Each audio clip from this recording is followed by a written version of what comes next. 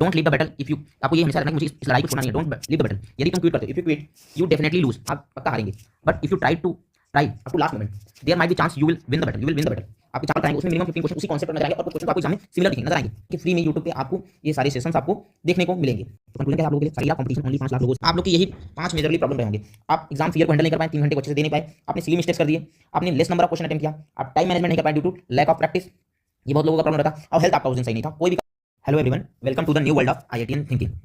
आज हम आपसे आपकी क्या बेस्ट स्ट्रेटजी हो for getting good marks, good percentile and marks in JEE Main April 25 exam. जैसे ये वीडियो मेनली उन लोग के लिए है, ये वीडियो उनके लिए जिनका एग्जाम जनवरी अटेम्प्ट किसी भी कारण बस जो जनवरी अटेम्प्ट खराब गया है, उन्हें डिजायर्ड परसेंटाइल नहीं ला पाया, जिनका एग्जाम खराब गया है। हालांकि अभी तक 6 शिफ्ट हुए हैं, रिमेनिंग अभी 4 शिफ्ट बाकी हैं, लेकिन अभी जिसको पता चल गया है कि अभी तो मेरा इस अटेम्प्ट में अच्छा नहीं हो पाएगा ड्यू टू सिलेबस कंप्लीट, बहुत सारी चीज़ों के कारण उनका अच्छा नहीं जा पाएगा, या अभी जिन लोगों ने करीब 8 से 9 लाख बच्चों ने दे दिया है, 8 to 9 लाख बच्चों ने, और 4-5 लोगों ने बचे हुए हैं, तो उनको पता है कि अभी मेरा अच्छे से नहीं हो पा रहा है, मतलब नहीं हो पाएगा इस अटेम्प्ट में, क्योंकि सिलेबस कंप्लीट नहीं है, रिवीजन नहीं हुआ है, प्रैक्टिस नहीं हुआ है, ये कारण हो सकते हैं। तो उसकी बात मैं ना करते हुए मैं ये जानना चाहता हूँ कि एक्चुअल में आपकी अगर जिसका एग्जाम खराब हो गया है और उनको अप्रैल अटेम्प्ट देना है, तो उनके लिए क्या एक बेस्ट स्ट्रेटेजी हो। हालांकि हम लोगों ने भी आप लोग के लिए एक बेस्ट स्ट्रेटेजी क्या हो सकती है अपने केमिस्ट्री सब्जेक्ट के लिए, उसके लिए बनाई है, और वो हम वीडियो के लास्ट में डिस्कस करेंगे।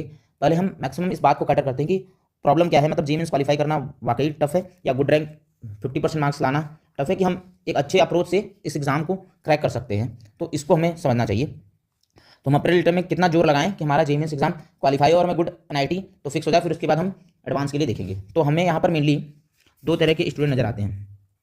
तो अगर मैं कैटेगरी 1 की बात करूँ, कैटेगरी 1 जो होंगे, इसमें होंगे क्या, इसमें कैटेगरी 1 में होंगे ड्रॉपर जो सेकंड ड्रॉपर हो, ड्रॉपर सेकंड ईयर होंगे, एंड और ये क्या होगा, ड्रॉपर फर्स्ट ईयर होगा। जो मेनली पहले कैटेगरी 1, ये कैटेगरी 1 में ये आ जाएगा ड्रॉपर वाला, ये होगा कैटेगरी 1। और सेकंड ड्रॉपर जो है जिसका एग्जाम जैन में नहीं क्वालिफाई हुआ, रीजन कुछ भी हो सकता है जिसका। तो 2 तरह के ड्रॉपर, सेकंड ड्रॉपर जिनका एग्जाम जनवरी अटेम्प्ट में क्वालिफाई नहीं हो पाएगा, फोकस अब उनका अप्रैल एग्जाम है, उनके लिए डू और डाई सिचुएशन है, उनको किसी भी तरह से एग्जाम क्वालिफाई करके good and top college NIT, IIIT और गेट गवर्नमेंट कॉलेज अच्छे से लेने। एक हमारा ड्रॉपर फर्स्ट ईयर बंदा है, उसका भी जनवरी अटेम्प्ट में क्वालिफाई नहीं हो रहा है, या उतना अच्छा मार्क्स नहीं आ पा रहा है जिससे वो उसको एक अच्छा कॉलेज मिल सके, तो वो गुड परसेंटाइल के लिए पहले अप्रैल अटेम्प्ट को अच्छे से देने वाला है, और ताकि वो अच्छे से जेईई मेंस को पहले अच्छे से अपने एक कॉलेज को सिक्योर करे, फिर उसके बाद वो बाकी रिमेनिंग 1.5 मंथ में एडवांस की तैयारी करेगा। तो ये हम मान के चल रही है। और जो हमारा कैटेगरी 1 ही हो गया। अब कैटेगरी 2 हमारा है बोर्ड स्टूडेंट। कैटेगरी टू जो हमारा है board student, category 2 for board student. तो बोर्ड स्टूडेंट की अलग प्रॉब्लम हो गई, जेईई में 75% लाना, फॉर बोर्ड स्टूडेंट को जेईई में क्या लाना है, 75% लाना है। तो कितना लाना है, 75% लाना है। तो ये बहुत इंपॉर्टेंट बात है कि हम इनको कैसे कटर करते हैं। तो प्लानिंग हमारा क्या होना चाहिए, प्लानिंग पहले हमें एग्जाम के फियर को हटाना, पहले एग्जाम के फियर को, पहले तो हमें आईआईटी के एग्जाम के फियर को हटाना है। पहले फियर कि एक्चुअल में है क्या, एग्जाम क्या इतना बड़ा है जितना आप लोगों ने बड़ा बना दिया है, या एग्जाम सिंपल है, आप इसको सिंपली लेकर आप अपने एग्जाम को क्रैक कर सकते हैं। तो मेरा मानना ये है कि एग्जाम सिंपल है। अब कैसे सिंपल है वो मैं बताता हूँ। करीब यहाँ पर 13-14 लाख लोगों ने दिया जेईई में, वहाँ भी 13-14 लाख, टोटल 25 लाख हमारे 25 लाख एस्पिरेंट है। टोटल कितने हैं, 25 लाख हमारे एस्पिरेंट्स हैं। कितने हैं, पहले अगर हम एग्जाम की बात कर लें, तो एग्जाम को अगर समझें तो एग्जाम को देने वाले कितने बंदे हैं, 5 लाख स्टूडेंट्स दोनों अटेम्प्ट मिला के अपीयर करने वाले इस एग्जाम को, 25 लाख स्टूडेंट अपीयर करने वाले। और इसमें से मैं ये बता दूं कि भले 25 लाख हो, लेकिन कुछ बोर्ड एग्जाम में फंसे हुए हैं, कुछ सीरियस नहीं है। तो हम अगर सीरियस बंदों की बात करूं, जो केवल प्योरली सीरियस, उनको निकालना ही निकालना है, उनके पास ऑप्शंस नहीं है, तो और उनको मेहनत करने से वो डरते नहीं है, तो ऐसे स्टूडेंट क्या है, केवल 5 लाख हैं, केवल 5 लाख हैं जो ऐसे स्टूडेंट है, भले उनका इस बार एग्जाम कोई भी कारण से ना क्वालिफाई हुआ, इनका एग्जाम क्वालिफाई नहीं हुआ, मान लेते हैं 5 लाख में ही केवल ये सीरियस बंदे हैं। This is a serious aspirant, this one is a, ये सीरियस एस्पिरेंट है इस एग्जाम के लिए। लेकिन हमें पता है कि जेईई मेंस कितने लोग का क्वालिफाई होता है, 2.5 लाख। मतलब यहाँ भी ये लोग नहीं क्वालिफाई कर पाए इस जनवरी अटेम्प्ट में। रीजन क्या हो सकता है इनका ना क्वालिफाई करने का, रीजन क्या हो सकता है इनका ना क्वालिफाई करने का, रीजन हो सकता है 5 लाख सीरियस बच्चे जो क्वालिफाई नहीं कर पाए, जो क्वालिफाई इस एग्जाम को नहीं कर पाए। तो उनका रीजन बताता हूँ। पहला तो उनका रीजन है कि वो एग्जाम फियर को हैंडल नहीं कर पाए, एग्जाम के फियर को हैंडल नहीं कर पाए अच्छे से, मतलब कि बस पढ़ना है लेकिन उसको रिविजन नहीं कर पाए। वहाँ एग्जाम हॉल में वो 3 आवर उन्होंने बेकार कर दिया, 3 आवर हैंडल नहीं कर पाए, वो 3 आवर हैंडल नहीं कर पाए, उस प्रेशर को नहीं हैंडल कर पाए और उन्होंने एग्जाम बेकार कर दिया। दूसरे हमारे टाइप के जिन्होंने, ये 2.5 लाख में स्टूडेंट है, सिली मिस्टेक्स करके उन्होंने अपने परसेंटाइल को खराब किया, सिली मिस्टेक्स कर दिया। थर्ड हमारे हैं less number of question attempt किया, उन्हें समझ में नहीं आया, एक्यूरेसी के चक्कर में उन्होंने लेस नंबर ऑफ क्वेश्चन को अटेम्प्ट किया, less number of question attempt किया। तो अगर मान लो कि 100 मार्क्स हमारा क्वालिफाइंग मार्क्स है, तो उन्होंने 20 ही 22 क्वेश्चन किए, तो उनके क्वालिफाई होने के चांस पहले ही खत्म हो गए। फिर हमारे फोर्थ हमारा रीजन होगा टाइम मैनेजमेंट नहीं हो पाया। टाइम मैनेजमेंट नहीं हो पाया वो किस कारण से हो पाएगा, लैक ऑफ प्रैक्टिस के कारण टाइम मैनेजमेंट नहीं हो पाया। और फिफ्थ वन, ये बहुत ही छोटी बात लगती है लेकिन बहुत इंपॉर्टेंट बात है, हेल्थ। Health is wealth. अगर हेल्थ आपका सही नहीं रहा एग्जाम में, वो आप अच्छे से नींद पूरी नहीं करके पाए, आपका माइंड क्रैश कर गया, वहाँ इतना चीज़ था लेकिन आपको कुछ याद नहीं है, तो हेल्थ खराब होने से भी आपका एग्जाम बिगड़ा होगा इन 2.5 लाख बच्चों का, जो कि सीरियस एस्पिरेंट थे, जो इस बार क्वालिफाई नहीं कर पाए। सीरियस एस्पिरेंट थे लेकिन उन्होंने कुछ गलतियों से नहीं क्वालिफाई कर पाया। ये बात आई होप आपको समझ में आएगा कि एग्जाम इतना बड़ा नहीं है, 25 लाख एस्पिरेंट दे रहे हैं, वो इंपॉर्टेंट नहीं है। आपका सीरियस एस्पिरेंट, अगर आप सीरियस एस्पिरेंट है, आपको ये नहीं बोलना पड़ता कि घर वालों की पढ़ो पढ़ो, आप एकदम सीरियस एस्पिरेंट है, आपको चाहिए एक गुड कॉलेज चाहिए, तो आप अपने जितना भी है सोशल मीडिया इन सब चीज़ों से जितना मैक्सिमम दूर रह पाएँ और फोकस्ड हो पाए, जितना खुद से पढ़ेंगे, जितना अपने आप को डिटेल एनालिसिस करेंगे, अपनी कमियों को पहचानेंगे। आप जो 5 लाख बंदे हैं वो ये भी जानते हैं कि मेरी क्या कमियाँ हैं, मैं कैसे इसको अच्छा कर सकता हूँ, ठीक है। तो ये सब बंदे, ये 5 लाख बंदे जानते हैं, इन्हें बताने की जरूरत नहीं है। इनको बस अभी क्या करना है, इनको खुद पे कॉन्फिडेंस रखना है। ये 5 लाख एस्पिरेंट को खुद पे कॉन्फिडेंस रखना। फर्स्ट लाख जो हमारे सीरियस एस्पिरेंट हैं,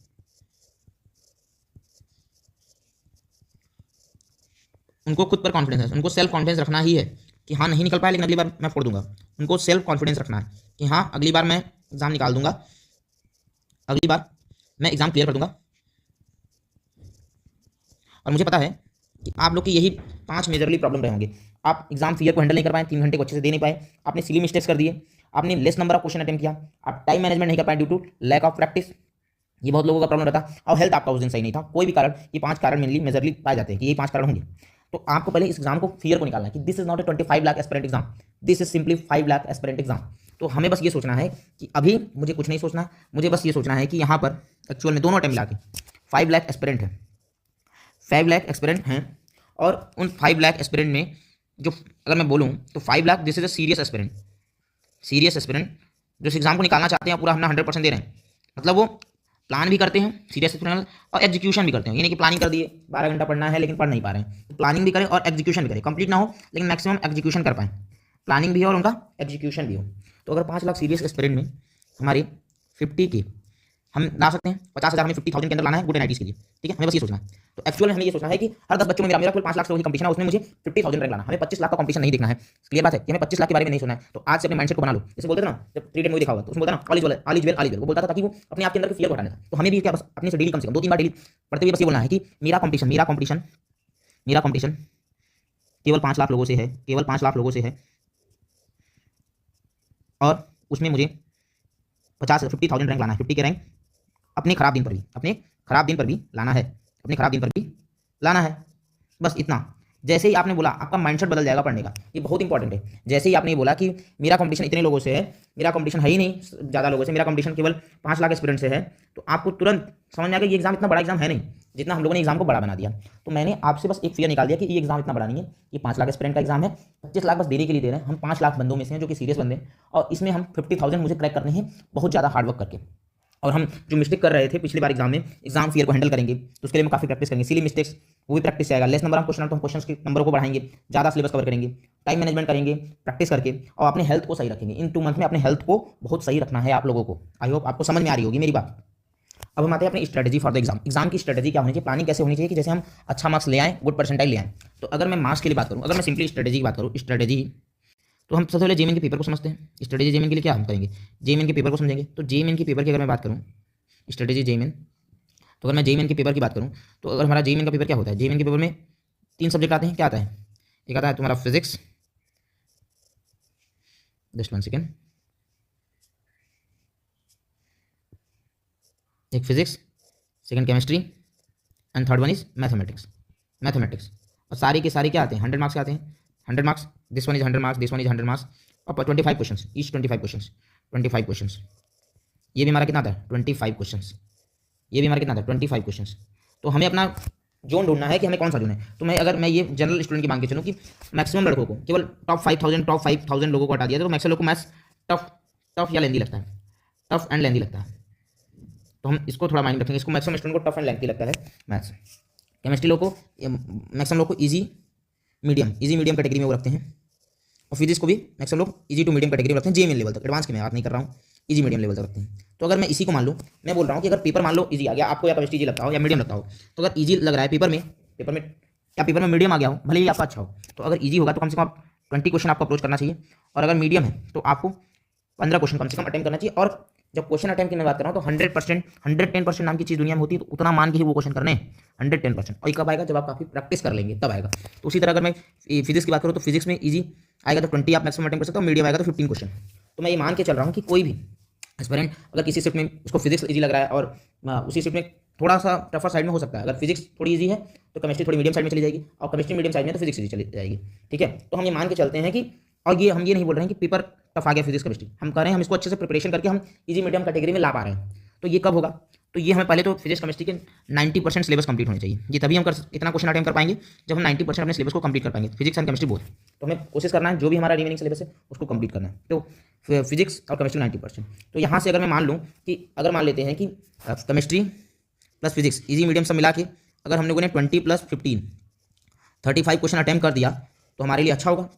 और मैथमेटिक्स में हमें क्या करना है? हमें इंपॉर्टेंट चैप्टर ढूंढने हैं, इंपॉर्टेंट एंड ईजी चैप्टर जो बन जाए हमसे एग्जाम में, जिसका हमारा कम टाइम लगे और लेस टाइम कंज्यूमिंग हो, जो कि क्या हो?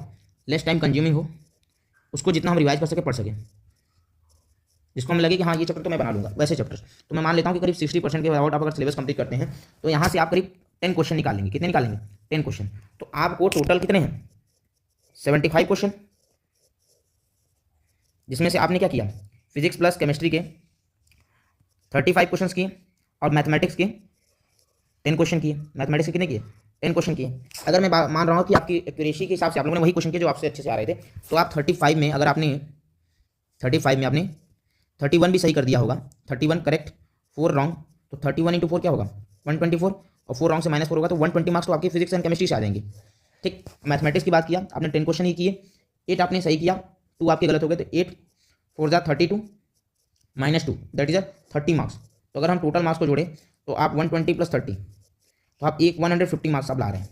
अगर ये पेपर हमारा टफ हुआ तो इसमें बहुत अच्छे परसेंटाइल आ सकते हैं। आपके 150 मार्क्स में अंडर 50 के रैंक आने की पॉसिबिलिटी होगी, अंडर 50 के रैंक आने की आपकी पॉसिबिलिटी हो सकती है।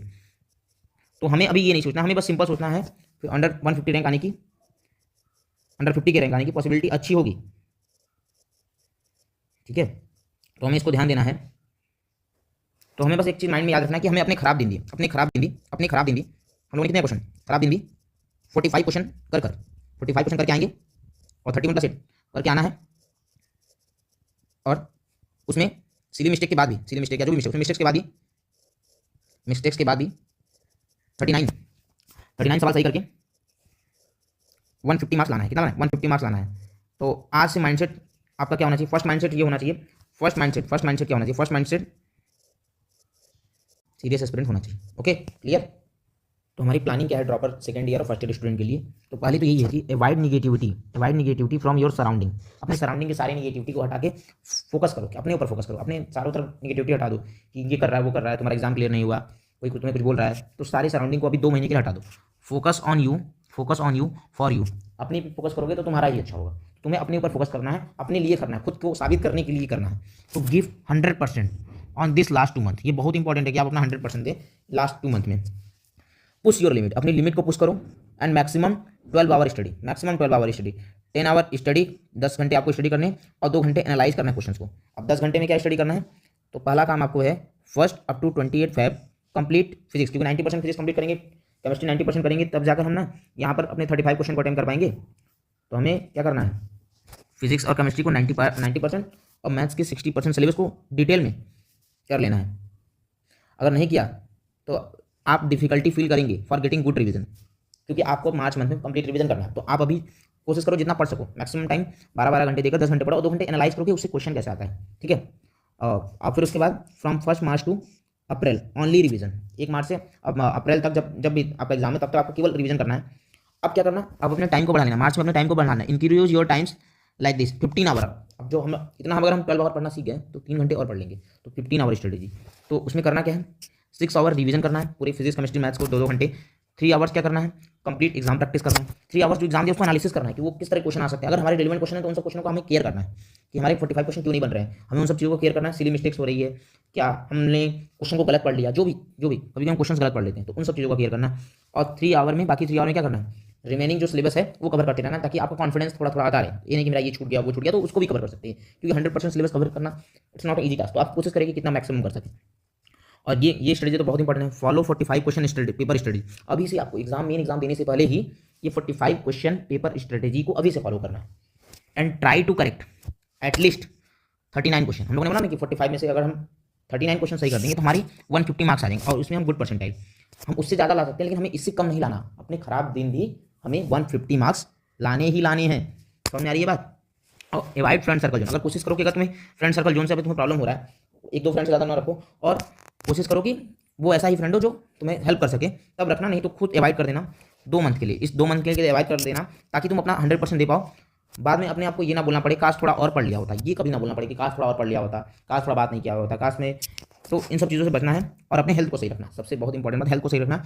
और काश वर्ड नहीं आना चाहिए ज़िंदगी में। अगर आपकी ज़िंदगी में वर्ड आया काश तो आप हो जाओगे निराश। ये हमेशा याद रखना। तो अभी पढ़ लो, जितना पढ़ सको अपना 100% दे लो, ठीक है। नेक्स्ट हमारा कैटेगरी 2 बोर्ड एग्जाम स्टूडेंट के लिए। तो फर्स्ट उनका फोकस होना चाहिए board exam to get good marks, क्योंकि उनको पता है कि 75% होना चाहिए। तो उन्हें अभी करना भी पड़ेगा, उन्हें हार्डवर्क करना भी पड़ेगा, तभी उनका अच्छा हो पाएगा। तो उनको फोकस करना है, focus on board exam. Revise and try to complete the physics plus chemistry syllabus which will help in both board exam and JEE. उनको दोनों में हेल्प करेगा। उनको रिवाइज करना, उनको अभी ओवरथिंक से बचना है और उनको थोड़ा टाइम मैनेजमेंट करना होगा। अभी 12 आवर स्टडी उनके लिए भी इंपॉर्टेंट है। वो 8 आवर अपने बोर्ड एग्जाम को दे सकते हैं, 4 आवर अपने जेईई को दे सकते हैं। बोर्ड एग्जाम में क्या करेंगे? Revise NCERT and try to solve last 5 year question paper and learn how to write in board exam, क्योंकि ये थ्योरेटिकल एग्जाम है। तो एग्जाम में कैसे लिखते हैं उनको ध्यान रखना पड़ेगा। और उनको साथ में 4 ईयर जेईई के लिए देखना पड़ेगा, क्वेश्चन प्रैक्टिस करना पड़ेगा। अभी से प्रिपरेशन को गिव अप नहीं करना है। जितना पढ़ा है उसको कम से कम रिवाइज करते रहें, नहीं तो उनका फ्लो टूट जाएगा। गिव अप करना ही नहीं है उनको, डोंट गिव अप। और पहले तो उनको अपने माइंडसेट को बहुत क्लियर रखना है। Don't expect too much, only simple formula for you. आप लोगों के लिए सिंपल फॉर्मूला है, work hard and manage the time. Hard work करिए और टाइम को मैनेज करिए। बस आपको ये अपने आप से बोलना है कि हमारे पास you have less pressure compare to dropper student, so make it your weapon. ये अपना हथियार बनाइए कि हमारे पास प्रेशर कम है, हमें बस पढ़ने पर ध्यान देना है, हमें और सब चीज़ों पर ध्यान देना है कि मेरा लास्ट अटेम्प्ट है, हमें अपना 100% देने पर ध्यान देना है। Don't leave the battle if you, आपको ये हमेशा याद रखना है कि मुझे इस लड़ाई को छोड़ना नहीं है। Don't leave the battle. यदि तुम क्विट करते हो, if you quit you definitely lose, आप पक्का हारेंगे। But if you try up to last moment there might be chance you will win the battle, you will win the battle.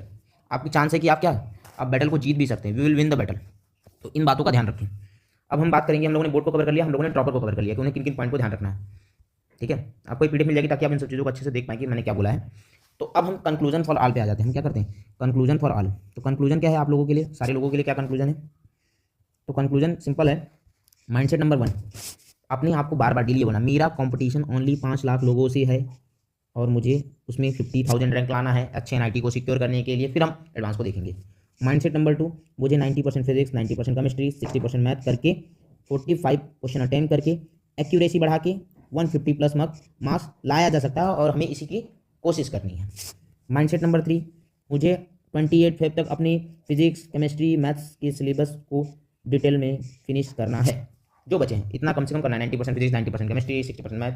Mindset number 4 आपका होना चाहिए, from 1 March to April JEE main only mantra for your success is revision test full length, जितना आप दे सकें, full length test, ये आपका होना चाहिए। अच्छा, ये बहुत इंपॉर्टेंट है ये मार्च वाला मंथ, क्योंकि यही हमें बताएगा ये हमें क्या करेगा, ये क्यों करना है, इतना रिवीजन और फुल लेंथ क्यों करना है, क्योंकि ये बताइए ये एग्जाम ईयर को हमें हैंडल करने में मदद करेगा, हमारी इसीलिए मिस्टेक्स को अवॉइड करने में मदद करेगा, हमारी टाइम मैनेजमेंट वाले प्रॉब्लम को सॉल्व कर देगा और हमारी कॉन्फिडेंस को बूस्ट कर देगा ताकि हम एक हेल्दी स्पेस में रह सकें। तो यही जो हमारी प्रॉब्लम्स थे हम उसको सॉर्ट आउट कर सकते हैं इन 4 बेसिक माइंडसेट से। अपने माइंडसेट को ये बताना है डेली ताकि आपकी प्रिपरेशन खराब ना हो, ठीक है। ये बहुत इंपॉर्टेंट सी बात है। अब हम हमारे जो यूट्यूब चैनल है IITian थिंकिंग की, वो अनाउंसमेंट क्या है वो आप सुन लीजिए। हमारा प्लानिंग है, अभी तो हम पूरा प्रॉपर जैन के पेपर आ जाने दीजिए, हम प्रॉपर उसको एनालाइज कर रहे हैं। बाकी आपके पास कुछ इन्फॉर्मेशन वीडियो जाते रहेंगे, आपको लेक्चर्स हमारे मिलते रहेंगे। अभी हमारा प्लानिंग का पार्ट है हमारे IITian थिंकिंग यूट्यूब चैनल का कि हम फ्रॉम 1 मार्च टू 31 मार्च तक हम मिनिमम 20 और मैक्सिमम 30 हम केवल केमिस्ट्री के एक्सपेक्टेड गेस्ट क्वेश्चन पेपर आपके लिए केमिस्ट्री के लिए सेट कर रहे हैं।